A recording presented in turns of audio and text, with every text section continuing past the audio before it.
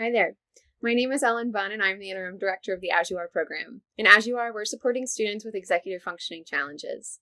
Students receive support from us in three primary ways. The first way is that students are matched with an AsU-R mentor that they meet with at least once a week. During these meetings, support staff are helping students with skills such as studying for a test or planning out your week. We also have a suite of offices in Edwin Duncan Hall that students use to access free resources and assistive technology.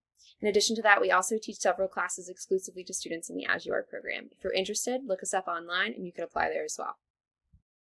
Hi, I'm Heather Lippert. I'm the Director of Academic Strategy Instruction, a component of the Student Learning Center.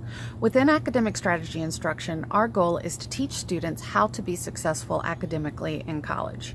Topics that we work with students on may include anything from time management to specific study strategies, reading strategies, note-taking, etc.